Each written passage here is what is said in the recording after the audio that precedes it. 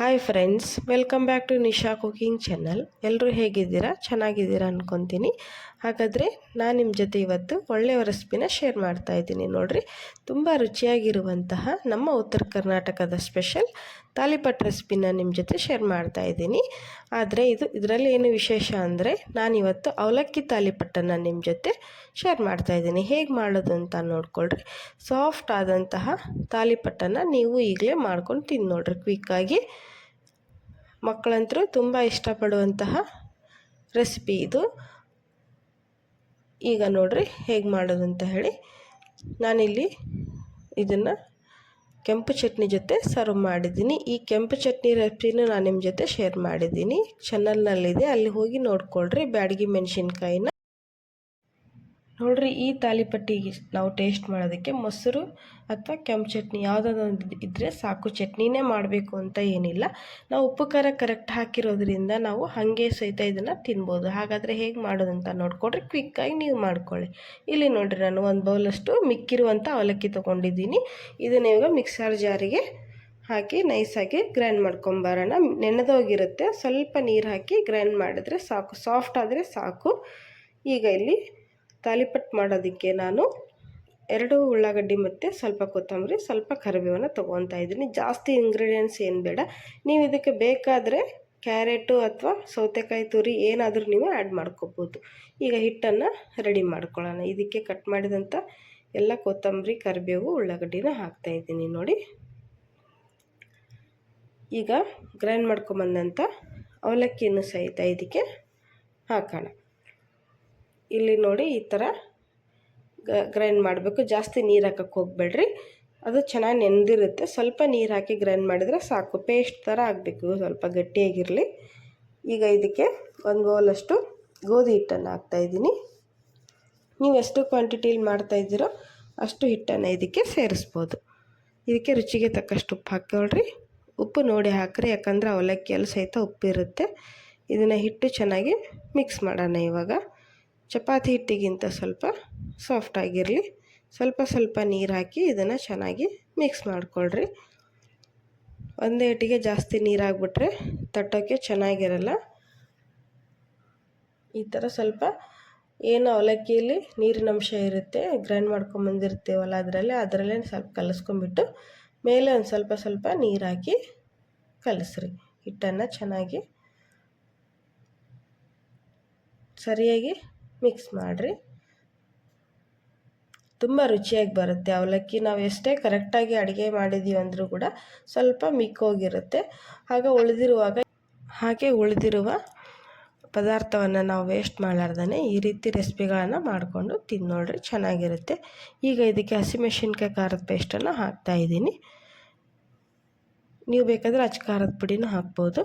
ಈ ಖಾರ ಪೇಸ್ಟ್ ಹೇಗೆ ಮಾಡೋದು ಅಂತಂದರೆ, ನಾನು ಈ ರೆಸಿಪಿ ಶೇರ್ ಮಾಡಿದ್ದೀನಿ. ಹಸಿಮೆಣಸಿನ್ಕಾಯಿ ಚಟ್ನಿ ಹೇಗೆ ಮಾಡೋದು ಅಂತ ಚಾನಲ್ನಲ್ಲಿದೆ, ಅಲ್ಲಿ ಹೋಗಿ ಸರ್ಚ್ ಮಾಡಿದ್ರೆ ನಿಮಗೆ ಸಿಗುತ್ತೆ. ಆ ಥರ ಒಂದು ಚಟ್ನಿ ನೀವು ಮಾಡಿಟ್ಕೊಂಡ್ರೆ ಎಲ್ಲ ಅಡುಗೆಗಳಿಗೂ ಈ ಥರ ಇನ್ಸ್ಟಂಟಾಗಿ ನೀವು ಅದನ್ನು ಯೂಸ್ ಮಾಡ್ಬೋದು.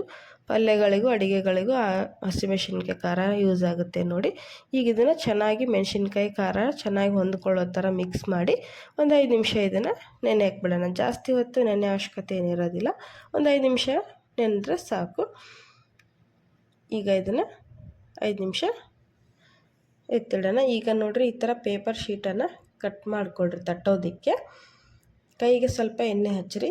5 ನಿಮಿಷ ಆದಮೇಲೆ ಈ ಥರ ನೋಡಿರಿ, ಚೆನ್ನಾಗಿ ಕೈಗೆ ಎಣ್ಣೆ ಹಚ್ಕೊಂಬಿಟ್ಟು ನೀವು ಯಾವ ಗಾತ್ರಕ್ಕೆ ನೀವು ಮಾಡ್ಕೊತೀರೋ ರೊಟ್ಟಿನ, ತಾಲಿಪಟ್ಟಿನ, ಆ ಗಾತ್ರಕ್ಕೆ ನೀವು ಈ ಥರ ಉಂಡೆಗಳನ್ನು ತಗೊಳ್ರಿ. ಪೇಪರಿಗೂ ಸಹಿತ ಸ್ವಲ್ಪ ಎಣ್ಣೆ ಹಚ್ಚಿರಿ, ಕೈಗೂ ಎಣ್ಣೆ ಹಚ್ಕೊಂಡು ಚೆನ್ನಾಗಿ ಇದನ್ನು ತಟ್ಕೊಳ್ರಿ ತೆಳ್ಳಗೆ. ನೋಡಿ, ಸ್ವಲ್ಪ ಎಣ್ಣೆ ಹಚ್ಚಿದ್ರೆ ಅಂಟೋದಿಲ್ಲ ಕೈಗೆ, ಚೆನ್ನಾಗಿ ಬೇಗ ಸ್ಪ್ರೆಡ್ ಆಗುತ್ತೆ ಎಲ್ಲ ಕಡೆ. ಹಾಗಾಗಿ ನಾನು ಜಾಸ್ತಿ ನೀರು ಹಾಕಿ ಕಲ್ಸಕ್ಕೆ ಹೋಗಬೇಡಿ ಅಂತ ಹೇಳಿದ್ದು. ಸ್ವಲ್ಪ ನೀರು ಹಾಕಿ, ಚಪಾತಿ ಹಿಟ್ಟಿನಿಗಿಂತ ಸ್ವಲ್ಪ ಸಾಫ್ಟಾಗಿದ್ದರೆ ನೋಡಿರಿ, ಈ ಥರ ಬೇಗ ಹಿಗ್ಗುತ್ತೆ ರೊಟ್ಟಿ. ನಾವು ತಟ್ಟಬೇಕಾದ್ರೆ ತಾಲಿಪಟ್ಟು ಬೇಗನೆ ಸ್ಪ್ರೆಡ್ ಆಗುತ್ತೆ. ಈ ಥರ ಕ್ವಿಕ್ಕಾಗಿ ಬೇಗನೆ ರೆಡಿ ಆಗುತ್ತೆ ನೋಡಿರಿ. ನೀವು ತಟ್ಟೋಕ್ಕೆ ಬರೋದಿಲ್ಲ ಅನ್ನೋರು ಚಪಾತಿ ಲಟ್ಸೋದ್ರಿಂದ ನೀವು ಸ್ವಲ್ಪ ಲತ್ತಿಗುನಿಗೆ ಎಣ್ಣೆ ಹಚ್ಚಿ ಈ ಥರ ಲಟ್ಟಿಸ್ಕೋಬೋದು, ಅದು ಚೆನ್ನಾಗಿರುತ್ತೆ. ನೀವು ಜಾಸ್ತಿ ನೀರು ಹಾಕಿ ಕಲಿಸ್ಬಿಟ್ರೆ ಹರಿದೋಗೋ ಚಾನ್ಸ್ ಇರುತ್ತೆ. ಕರೆಕ್ಟಾಗಿ ನೋಡಿಕೊಂಡು ಹದವಾಗಿ ನಾದ್ಕೊಳ್ರಿ. ಈ ಥರ ತೆಳ್ಳಗೆ ಲಟ್ಟಿಸ್ಕೊಳ್ರಿ. ನಾನಿಲ್ಲಿ ಇನ್ನೊಂದನ್ನು ತಟ್ಟಿ ತೋರಿಸ್ತಾ ಇದ್ದೀನಿ. ಮತ್ತು ಪೇಪರ್ ಶೀಟಿಗೆ ಎಣ್ಣೆ ಹಚ್ಚಿರಿ.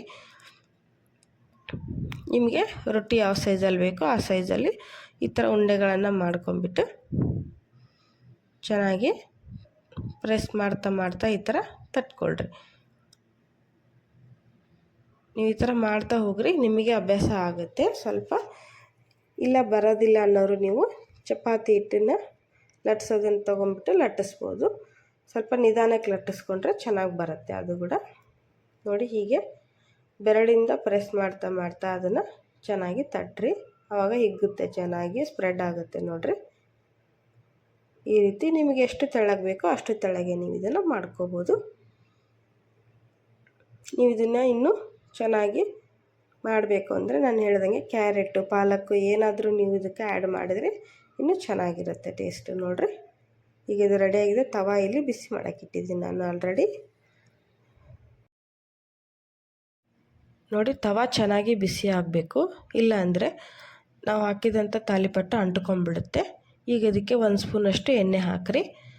ಎಣ್ಣೆ ಹಾಕಿ ಚೆನ್ನಾಗಿ ಬಿಸಿ ಮಾಡಿರಿ. ತವಾನ ಚೆನ್ನಾಗಿ ಬಿಸಿ ಆದರೆ ಚೆನ್ನಾಗಿ ಎದ್ದೇಳುತ್ತೆ, ಕಟ್ಟಾಗೋದಿಲ್ಲ. ಈಗ ನೋಡಿರಿ, ಕಾದಿದೆ ಸರಿಯಾಗಿ. ಈಗ ನಾವು ತಟ್ಟಿದಂಥ ತಾಲಿಪಟ್ಟನೇ ಇದಕ್ಕೆ ಹಾಕ್ತಾಯಿದ್ದೀನಿ. ನೋಡಿ, ಹೀಗೆ ನಿಧಾನಕ್ಕೆ ಹಾಕಿರಿ. ಆಮೇಲೆ ಹಾಕಬೇಕಾದ್ರೆ ನೀವು ಕೈಯಲ್ಲಿ ತೊಗೋಬೇಕಾದ್ರೆ ಸ್ವಲ್ಪ ಎಣ್ಣೆ ಹಚ್ಕೊಳ್ರಿ, ಆವಾಗ ಅಂಟೋದಿಲ್ಲ, ಕೈಗೆ ಹತ್ಕೊಳ್ಳೋದಿಲ್ಲ ಹಿಟ್ಟು. ಇವಾಗ ಇದಕ್ಕೆ ಮತ್ತೆ ಮೇಲೆಯಿಂದ 1 ಸ್ಪೂನಷ್ಟು ಎಣ್ಣೆನ ಹಾಕಿರಿ. ನೀವು ಬೇಕಾದರೆ ತುಪ್ಪ ಸಹಿತ ಬಳಸ್ಬೋದು. ಹಾಕಿ ಇದನ್ನು ನಾವು ಹೀಗೇ ಓಪನ್ನಾಗಿ ಬೇಯಿಸಬಾರ್ದು. ಇದಕ್ಕೆ ಒಂದು ಮುಚ್ಚಳನ ಮುಚ್ಚಿ, ಅಂದರೆ ಒಂದು ಪ್ಲೇಟನ್ನು ಮುಚ್ಚಿರಿ. ಆವಾಗ ಅದು ಸ್ಟೀಮಿಗೆ ಒಳಗಡೆಯಿಂದನೂ ಕೂಡ ಚೆನ್ನಾಗಿ ಬೇಯುತ್ತೆ, ಮೇಲ್ಗಡೆಯಿಂದ. ನೋಡಿರಿ, ಈ ಥರ. ಈಗ ಇದನ್ನು ತಿರುಗಿಸಾಕ್ರಿ. ನೀವು ಮೇಲಿಂದ ಪ್ಲೇಟ್ ಮುಚ್ಚಿ ಬೇಯಿಸ್ಬೇಕಾದ್ರೆ ಲೋ ಫ್ಲೇಮಲ್ಲಿ ಇಟ್ಕೊಳ್ರಿ, ಆವಾಗ ಚೆನ್ನಾಗಿ ನೋಡಿರಿ ಈ ಥರ ಕೆಂಪಗೆ ಬೇಯುತ್ತೆ. ನೀವು ಹೈ ಫ್ಲೇಮಲ್ಲಿ ಇಟ್ಕೊಂಡ್ರೆ ಹೊತ್ತೋಗುತ್ತೆ. ಈಗ ಮತ್ತೆ 1 ಸ್ಪೂನಷ್ಟು ಚೆನ್ನಾಗಿ ಎಣ್ಣೆ ಹಾಕಿ ರೋಸ್ಟ್ ಮಾಡಿಕೊಡ್ರಿ, ಚೆನ್ನಾಗಿ ಬರುತ್ತೆ, ತುಂಬ ರುಚಿಯಾಗಿರುತ್ತೆ. ಅವಲಕ್ಕಿಯಿಂದ ಮಾಡಿರೋದು ಹೇಗೆ ಬರುತ್ತೆ ಏನೋ ಅಂತ ಅನ್ಕೋಬೋದು. ಒಂದು ಸರಿ ನೀವು ಇದನ್ನು ಟ್ರೈ ಮಾಡಿ ನೋಡಿರಿ, ಚೆನ್ನಾಗಿ ಬರುತ್ತೆ, ಟೇಸ್ಟಿಯಾಗಿರುತ್ತೆ. ಮಕ್ಕಳಂತೂ ತುಂಬ ಇಷ್ಟಪಟ್ಟು ತಿಂತಾರೆ. ಒಳ್ಳೆ ಬ್ರೇಕ್ಫಾಸ್ಟು, ಲಂಚು ಯಾವುದಕ್ಕಾದರೂ ನೀವು ಇದನ್ನು ಮಾಡ್ಕೋಬೋದು. ಮಾಮೂಲು ಟಿಫನ್ ಬೇಜಾರಾದಾಗ ಈ ಥರ ಒಂದು ಸರಿ ನೀವು ಟ್ರೈ ಮಾಡಿ ನೋಡಿರಿ.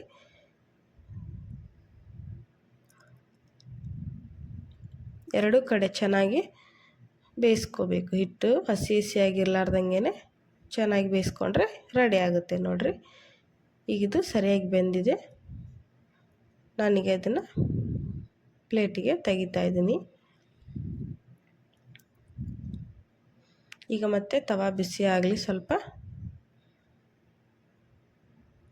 ಇದಕ್ಕೆ ಮತ್ತೆ 1 ಸ್ಪೂನಷ್ಟು ಎಣ್ಣೆ ಹಾಕಿರಿ.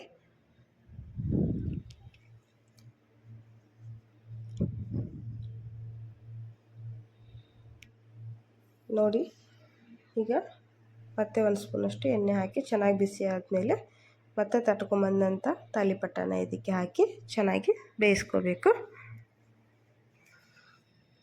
ನಾವು ಹಸಿ ಬಿಸಿ ಬೇಯಿಸಲಾರ್ದೇ ಚೆನ್ನಾಗಿ ಬೆನ್ಸಿದ್ರೇ ಚೆನ್ನಾಗಿ ರುಚಿ ಬರುತ್ತೆ. ನೋಡಿರಿ, ನಾವು ಬೇಯಿಸೋ ಕ್ರಮದಲ್ಲೂ ಸಹಿತ ರುಚಿ ಇರುತ್ತೆ. ನಾವು ಚೆನ್ನಾಗಿ ಮಾಡಿಬಿಟ್ಟು ಸರಿಯಾಗಿ ಬೇಯಿಸಲಿಲ್ಲ ಅಂದರೆ ಅಡುಗೆ ಕೆಟ್ಟೋಗುತ್ತೆ, ರುಚಿನೂ ಹಾಳಾಗುತ್ತೆ. ಈಗ ಮತ್ತೆ ಇದಕ್ಕೆ 1 ಸ್ಪೂನಷ್ಟು ಎಣ್ಣೆ ಹಾಕಿಬಿಟ್ಟು ಇದಕ್ಕೆ ಮತ್ತೆ ಒಂದು ಪ್ಲೇಟಿಂದ ನಾವು ಮುಚ್ಚಿಡೋಣ. 1 ನಿಮಿಷ ಲೋ ಫ್ಲೇಮಲ್ಲಿ ಇಟ್ಕೊಂಡು ಬೇಯಿಸೋಕ್ಕಿಡಿ. ಇಲ್ಲಿ ನೋಡಿ, ಮತ್ತೆ ತೆಗೆದ್ಮೇಲೆ ಮೇಲೆ ಆವರಿಯಿಂದ ಚೆನ್ನಾಗಿ ಬೆಂದ್ಕೊಂಡಿರುತ್ತೆ. ಹೀಗೆ ಇದನ್ನು ಸಹಿತ 2 ಕಡೆ ಚೆನ್ನಾಗಿ ರೋಸ್ಟ್ ಮಾಡಿದ್ರೆ ರುಚಿಯಾದಂತಹ ತಾಲಿಪಟ್ಟು ರೆಡಿ ಆಗುತ್ತೆ. ನೋಡಿರಿ, ನೀವು ಇದೇ ಥರ ಒಂದು ಸರಿ ಮಾಡಿ ನೋಡಿ.